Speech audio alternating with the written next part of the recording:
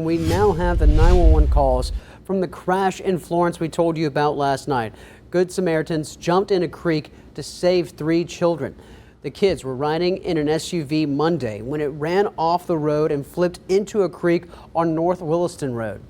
Now, deputies say water quickly submerged the car. The children ages 1, 2, and 8 had to be pulled from it. Here's the audio from that 911 call.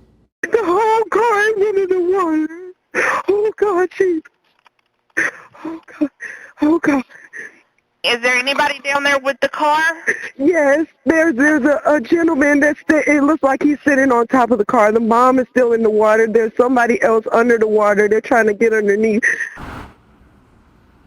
Witnesses say a baby was still trapped inside. Some men hooked a chain to a dump truck to pull the car out of the water and free the baby.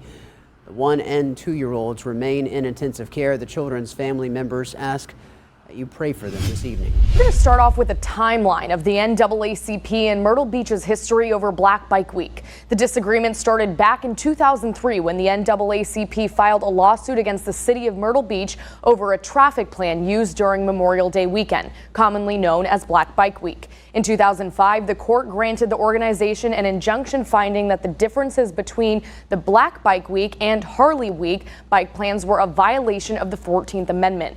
That agreement expired in 2015, but in reaction to the deadly 2014 incident, the city imposed a 23-mile traffic loop that was even more restrictive. They hired more police officers for the weekend and put up barricades along Ocean Boulevard.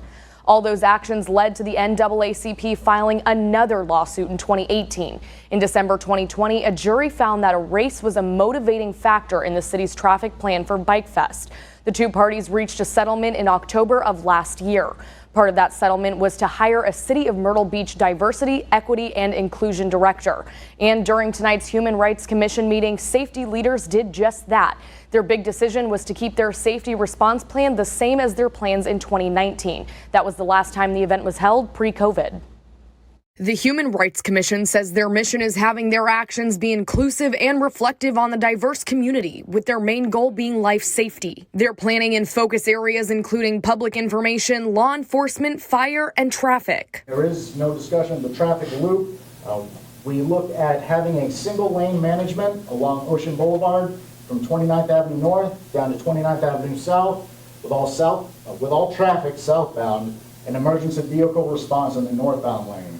And we would have specific exit and entrance points along Ocean Boulevard and Kings Highway. Travis Glatke with the city says they will continue to have an increased first responder presence throughout the weekend, along with barricades, cones, and barrels in designated locations. After evaluating the plans, public safety expert Crystal Turner-Child says, I thought about, should this be changed? Should there be some changes?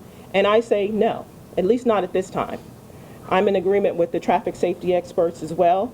I think this is the best way to approach this issue on Memorial Day weekend, to at least ensure that we minimize the threat of harm to people. That's what I'm here for. I'm here to make sure that the people are safe.